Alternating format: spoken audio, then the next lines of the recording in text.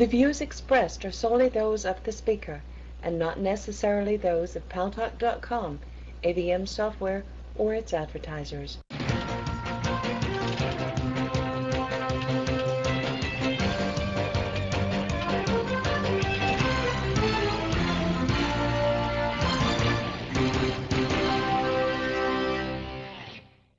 News Talk is online. News Talk Online is a production of Paltalk.com, the largest multimedia interactive program on the internet, with more than 4 million unique users on demand on iTunes and on YouTube. And thanks to our good friends at CRN Digital Talk Radio, we're syndicated to cable systems serving an additional 12 million households. I'm your host, Gary Baumgarten. We have a great guest with us today to talk about what they really found in Iraq. Everybody was disappointed they didn't find the WMDs, but they did find something, and we're going to reveal that to you in just a second. But first, I just want to talk for a minute here about this anti-gay group who's going to picket, they say, Heath Ledger's funeral. You know Heath Ledger, the actor, because he played a gay cowboy on the movie Brokeback Mountain. You know, these are the same idiots that demonstrate outside the funerals of the soldiers who get killed over in Iraq and Afghanistan because they say it was God's will. I want to bring Dr. Russ Jeffries in just for a second. As many of you know, Dr. Russ is a good friend to this program. He is an ordained minister, and he also is a film critic. So he's got his foot on both sides of this story. Dr. Russ, this has got to make you embarrassed as a Christian minister, that a Baptist group is going to picket the funeral. I mean, they have the right, of course, under the First Amendment. But to me, I got to tell you, this is terribly poor form. You know, I started following this when, as you pointed out, this is the same group that go around to the Iraqi soldiers' funerals and memorials, and actually what they're saying that it's all the U.S. fault because God is mad at the United States for gays. And then when I came across the other story, and I read it on your blog today, and this is one that really ticks me off, and yeah, it does embarrass me to think that they're going in and doing this. You know, I did not like Brokeback Mountain. And really, Brokeback Mountain was nothing more than a Hollywood-pushed movie. I mean, they had to keep expanding that on numerous screens before it even made the number 10, top 10 for the box office. But even putting that aside, taking this terrible tragedy, I was talking with somebody in Hollywood about this, and I think you did read my blog, Gary. I was talking with someone in Hollywood, and when I heard about this, I was shocked. And the person in Hollywood said to me, they actually compared this to the death of John Lennon. They said that he has not seen since the shooting of John Lennon the sense of shock that went through the entertainment industry when Heath Ledger when he was found dead. This is just one of those really unfortunate accidents. I found it kind of interesting that the police decided to test a rolled up $20 bill, but you know what? I guess they're going to do that because they're thinking maybe he was doing something he shouldn't be doing, but it came back clean. But this whole idea of going around and picketing, that it's rude, and these will be the same people who will stand back and say, well, we don't understand why the world doesn't want anything to do with God. Thanks for that, Russ, for putting it into perspective. I'm glad you spoke out against it because I just found it terribly appalling. Let him rest in peace and let his family members mourn in peace. It's none of their damn business. You know, thank you.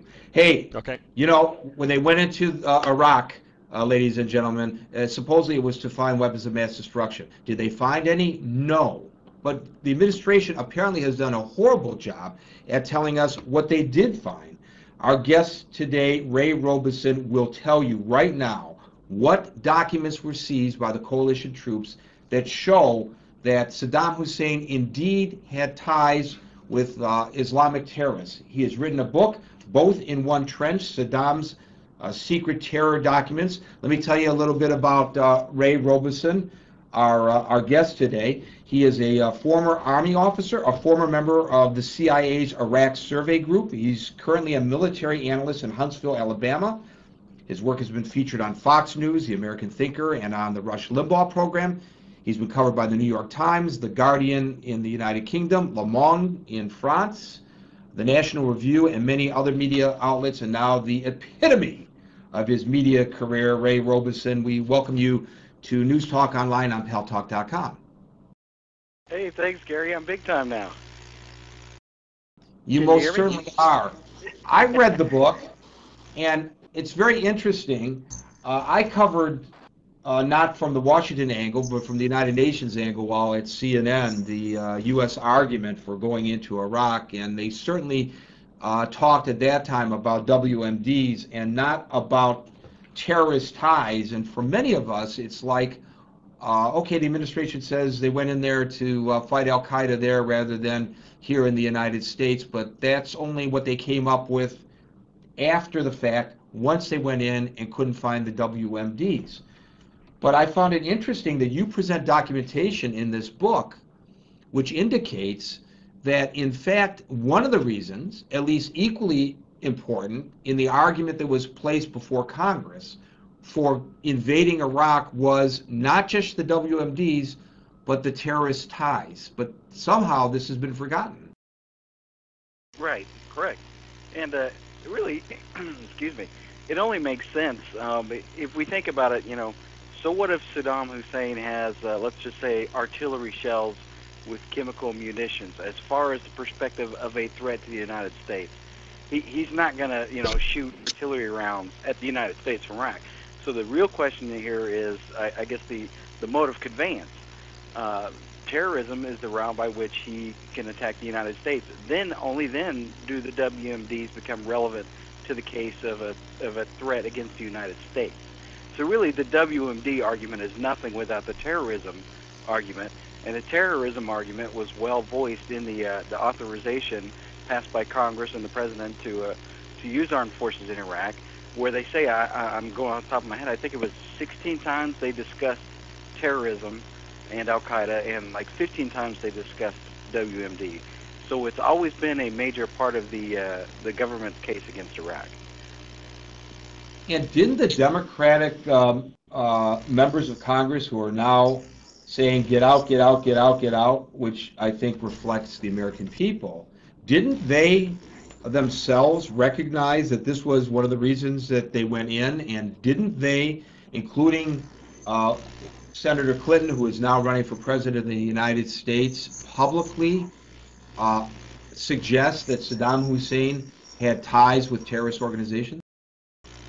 Sure, and that's to frame this whole entire research that we did, we went back and looked at both sides, who had said what.